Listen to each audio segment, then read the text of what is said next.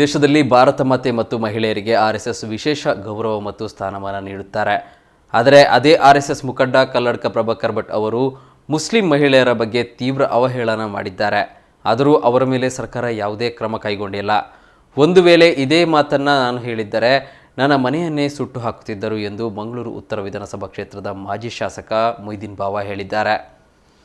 Muslim ಮಹಿಳೆಯರ ಬಗ್ಗೆ ಕಲ್ಲಡ್ಕ ಪ್ರಭಾಕರ್ ಭಟ್ ವಿವಾದಾತ್ಮಕ ಹೇಳಿಕೆ ನೀಡಿದ ವಿಚಾರ ಕುರಿತಂತೆ ಶುಕ್ರವಾರ ಮಾಧ್ಯಮಗಳೊಂದಿಗೆ ಮಾತನಾಡಿದ ಅವರು, ಆರ್ಎಸ್ಎಸ್ನವರು ಮಾತೆಗೆ ವಿಶೇಷ ಸ್ಥಾನಮಾನ ನೀಡುತ್ತಾರೆ. ಭಾರತದಲ್ಲಿ ಜಾತಿ ಧರ್ಮ ಮೀರಿ ಮಹಿಳೆಯರಿಗೆ ಮಾತೆಯ ಸ್ಥಾನಮಾನವನ್ನು ಕೊಟ್ಟಿದ್ದೀವಿ.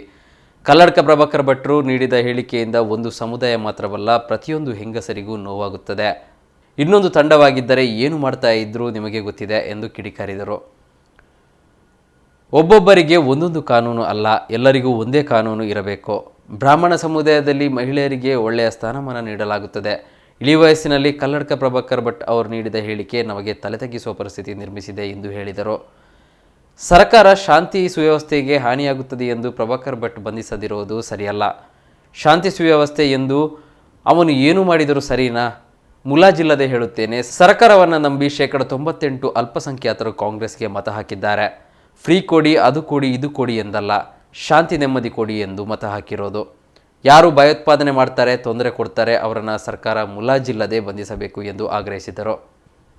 ಪತ್ರಿಕಾ ಮಾಧ್ಯಮದ ಮೂಲಕ ನಮ್ಮ ಸರ್ಕಾರ, ರಾಜ್ಯ ಸರ್ಕಾರವನ್ನು ನಾವು ಕೋರಿಕೆ ಮಾಡೋದು ನೋಡಿ, ನಿನ್ನೆ ದಿವಸ ಇಂತಹ ಒಂದು ವ್ಯವಸ್ಥೆಯಿಂದ ಕೋಮು ಉದ್ವೇಗಗೊಳ್ಳುತ್ತದೆ, ಕೋಮು ಭಾವನೆ ಈ ಭಾಗದಲ್ಲಿ ಆಗಿ ಕಾನೂನನ್ನು ಕೈಗೆತ್ತಿಕೊಳ್ಳುವಂಥ ಪರಿಸ್ಥಿತಿ ಬರ್ತದೆ.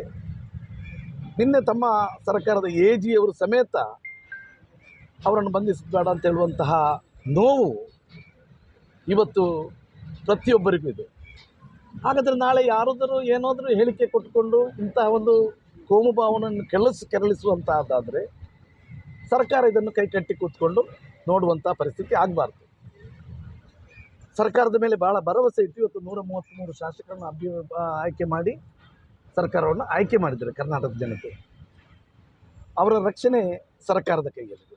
ಇಂತಹ ಸಂದರ್ಭದಲ್ಲಿ ನಾವು ಯಾರು ಕಾನೂನನ್ನು ತೊಡಕನ್ನು, ಅದು ಎಷ್ಟೇ ದೊಡ್ಡ ಮನುಷ್ಯನಾಗಿರ್ಬೋದು, ಒಬ್ಬರಿಗೆ ಒಂದು ಕಾನೂನು, ಬಡವನಿಗೆ ಒಂದು ಕಾನೂನು, ಒಂದು ಸ್ವಲ್ಪ ಗೊತ್ತಿದ್ದವನಿಗೆ ಒಂದು ಕಾನೂನು ಅಂತ ಹೇಳುವಂತಹದ್ದಿಲ್ಲ. ಪ್ರತಿಯೊಬ್ಬರಿಗೂ ಒಂದೇ ಕಾನೂನು ಆಗಬೇಕು. ಇವತ್ತು ಪ್ರಭಾಕರ್ ಭಟ್ರು ತಪ್ಪು ಮಾಡಿದರೆ ಅವರಿಗೂ ಶಿಕ್ಷೆ ಆಗಬೇಕು, ಅಥವಾ ಸಾಮಾನ್ಯ ಮನುಷ್ಯ ತಪ್ಪು ಮಾಡಿದರೆ ಅವರಿಗೂ ಶಿಕ್ಷೆ ಆಗುವಂಥದ್ದು ಆಗಬೇಕು. ಅವರನ್ನು ಎನ್ಕ್ವೈರಿ ಮಾಡಬೇಕು, ಅರೆಸ್ಟ್ ಮಾಡಬೇಕು ಅಂತ ಹೇಳುವಂತಹ ಒಂದು ಒತ್ತಾಯ ನಾವು ಈ ಭಾಗದಲ್ಲಿ ಮಾಡ್ತೇವೆ. ಮುಲಾಜಿಲ್ಲದೆ ಹೇಳ್ತೇನೆ, ನಾನು ಯಾವುದೇ ಒಂದು ಪಕ್ಷದ ವ್ಯವಸ್ಥೆಯಲ್ಲಿ ಹೇಳೋದಲ್ಲ. ಇವತ್ತು ಸರ್ಕಾರವನ್ನು ನಂಬಿ ಇವತ್ತು ಅಲ್ಪಸಂಖ್ಯಾತರು ಮತವನ್ನು ಹಾಕಿದರು. 98% ಮತವನ್ನು ಹಾಕಿದ್ದಾರೆ. ಅವರು ಏನು ಬಯಸುವುದು, ನಮಗೆ ಶಾಂತಿ, ನ್ಯಾಯ. ನೀವೇನು ಅದು ಕೊಡಿ, ಇದು ಕೊಡಿ, ಫ್ರೀ ಕೊಡಿ ಅಂತ ಹೇಳ್ಕೊಳ್ಳುವಂಥದ್ದಲ್ಲ. ನಮಗೆ ಇಲ್ಲಿ ಬದುಕಲಿಕ್ಕೆ ನ್ಯಾಯ ಕೊಡಿ, ನಮಗೆ ಹಕ್ಕು ಕೊಡಿ. ಯಾರು ನಮಗೆ ಇಲ್ಲಿ ಮಾರಲ್ ಫೈಲ್ಸ್ ಮಾಡ್ತಾರೆ ಅವರನ್ನು ನೀವು ಬಂಧಿಸಿ.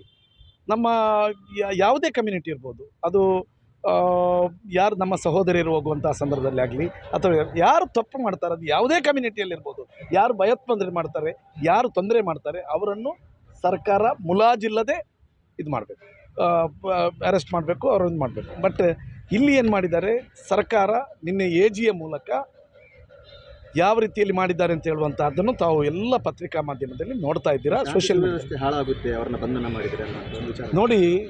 ಹಾಗಾದರೆ JDS ಆಗಲಿ ಅಥವಾ ಕಾಂಗ್ರೆಸ್ ಆಗಲಿ ಯಾವುದೇ ರಾಜಕೀಯ ಇಲ್ಲದೆ ನಾವು ಈ ಭಾಗದಲ್ಲಿ ಶಾಂತಿ ನೆಲೆಸಬೇಕು, ನಾವು ಒಂದಾಗಿ ಬಾಳಬೇಕು.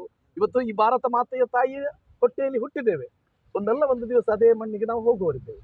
ಇರುವಂತಹ ಸಂದರ್ಭದಲ್ಲಿ ಈ ಭಾಗದ ಶಾಂತಿ ಸೌಹಾರ್ದತೆಗಾಗಿ ನಾವು ಕಾಪಾಡಬೇಕು. ಬಹುಶಃ ಬ್ರಾಹ್ಮಣ ಸಮುದಾಯದಲ್ಲಿ ಮಾತೆಯರಿಗೆ ಕೊಡುವಂತಹ ಗೌರವ ಬಹಳಷ್ಟು ಒಳ್ಳೆಯದಿದೆ ಅಂತೇಳಿ ನನ್ನ ಪ್ರಜ್ಞಾನ, ನನ್ನ ಅನೇಕ ಬ್ರಾಹ್ಮಣ ಮಿತ್ರರು, ನನ್ನ ಕ್ಲಾಸ್ಮೇಟ್ಗಳಿದ್ದಾರೆ. ಇವತ್ತು ಇಳಿ ವಯಸ್ಸಿನಲ್ಲಿ 80ನೇ ವರ್ಷದಲ್ಲಿ ಪ್ರಭಾಕರ್ ಭಟ್ರು ನೀಡುವಂತಹ ಅಂತಹ ಒಂದು ಹೇಳಿಕೆ ನಾವೇ ತಲೆ ತಗ್ಗಿಸುವಂತಾಗಿದೆ. ಬಹುಶಃ ಭಗವಂತ ಅವರಿಗೆ ಇನ್ನಷ್ಟು ಬುದ್ಧಿಯನ್ನು ಕೊಡಲಿ. ಶಾಂತಿ ಮತ್ತು ವ್ಯವಸ್ಥೆಯ ಮೂಲಕ ನಾವೆಲ್ಲರೂ ಈ ಸಾಯುವವರಿದ್ದೇವೆ. ಎಲ್ಲ ಸತ್ತ ಮೇಲೆ ನಾವು ಒಳ್ಳೆಯ ಕೆಲಸ ಮಾಡಿದರೆ ಸ್ವರ್ಗ ದೊರಕಿಸಿಕೊಡ್ತಾನೆ ಅಂತ ಹೇಳುವಂಥ ಮಾತಿದೆ. ಅದರ ಪ್ರಕಾರ ಎಲ್ಲರಿಗೂ ಸ್ವರ್ಗ ಸಿಗಲಿಕ್ಕಾಗಿ ದೇವರು ಅನುಗ್ರಹ ಮಾಡಲಿ ಅಂತ ಹೇಳುವಂಥ ಮಾತನ್ನು ಹೇಳಿ ನನ್ನ ಮಾತನ್ನು ಮುಗಿಸ್ತೇನೆ. ನಮ್ಮ ಅಧ್ಯಕ್ಷ